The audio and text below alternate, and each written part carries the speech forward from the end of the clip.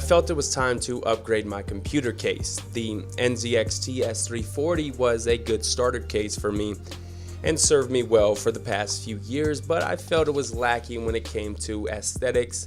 The acrylic side panel was getting scratched up way too easy. Meet the Cullinan MX RGB. We're gonna check it out now.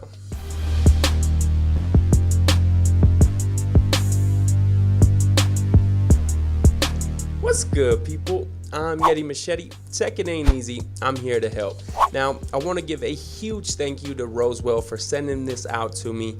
While I did receive this product for free, like always, I will be 100% transparent with you guys. The very first thing you will notice is how stunning the Cullinan MX case looks. Part of that is due to the tempered glass that can be found, well, everywhere. The design is reminiscent of the NZXT S340 and S340 Elite with similarities like the PSU shroud, but obviously has many differences. The right glass panel where all those pesky wires are has a much darker tint to it. While it's still semi-transparent, the dark tint does a great job at masking the cables. It's beautiful attention to details like that darker tint that make me love this case.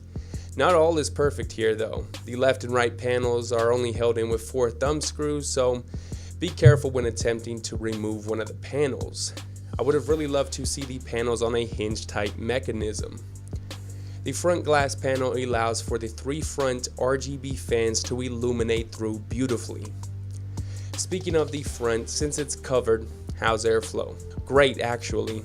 Either side has an inch of slotted ventilation and it seems to be enough for pretty good airflow. During my week of testing, there were no issues with temperatures or anything like that. On the bottom of the front panel is the only branding to be found, and it's not too big nor is it distracting in any way. The front panel is removable. Doing so will give you access to the magnetic dust filter. Now, I pretty much live in a desert and usually within a week I need to dust out my case, but these dust filters do a fantastic job at keeping dust out.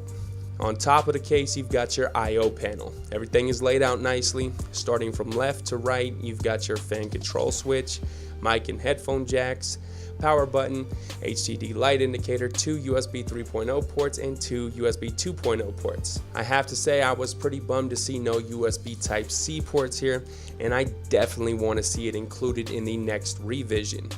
The top of the case not only offers fantastic airflow, but also very flexible mounting options with the offset slot supporting up to a 280mm radiator, and to help catch that dust, we got the same magnetic mesh filter found on the front. Taking off the left panel to get a better look at the insides of this case, you can see there are quite a few cable pass-through holes in various areas, allowing you to achieve a really clean look. On the side of the PSU shroud, you have 3 individually screwed in panels, which left alone offers ventilation for the PSU, or each panel can be used to mount 2.5-inch drives or for 80mm fan placement.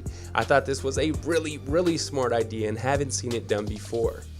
You get even more flexibility on the top of the PSU shroud where you can mount either 2.5 or 3.5-inch drives there.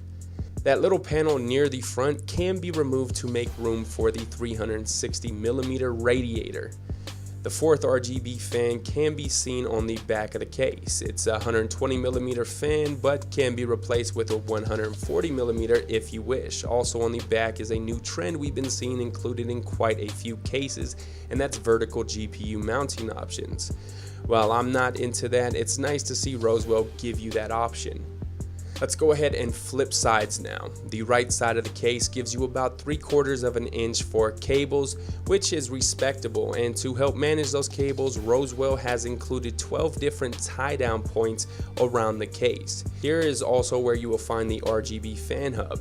I like how the hub isn't bolted down, but instead magnetized, allowing you to arrange it as needed. Now, the hub doesn't plug into the motherboard, but instead is controlled with the included remote. Since we're talking about the RGB fan hub, let's go through some of the color modes. Rainbow looks pretty cool, but definitely is not for everyone. Gradient mode slowly fades into different colors and looks pretty awesome. Blade mode gives off a really cool effect. And last is breathing mode, which fades out into a different color similar to the gradient effect. I actually prefer just a solid color, and they actually give you 8 colors to choose from: red, orange, yellow, green, light blue, dark blue, purple, and white. I have one complaint though, and that's the remote that controls the RGB fans. It also switches my LED strips behind my desk and monitors, and it wouldn't be a big deal, but when I go to turn the case blue, the case goes blue while my LED strips start flashing. It's super annoying. Anyway, continuing on, we got 2 mounting plates for 2 2.5-inch SSDs. Moving down, we've got even more storage options with the 2-bay hard drive cage, which allows for hardware-free hard drive mounting. When you get the case, the hard drive bay is where you will find the included remote, extra screws, zip ties, and a bunch of other extras. Overall, I'm really pleased with this case. The great design in RGB allows for the Cullinan MX to fit in seamlessly at almost every setup. Though I would like to see different color versions, especially a white one. Regardless, this is one sexy glass-covered case that almost checks all the boxes. Rosewell did a fantastic job with the Cullinan MX RGB case. If you guys are interested in picking this case up, I'll drop links in the description for you. But that's gonna wrap up the video, guys. If you guys enjoyed the video, you already know what to do. Smack that like button. If you haven't yet, definitely check out my other content. Consider subscribing. I would appreciate it greatly. I'm signing off. Catch you guys in the next one.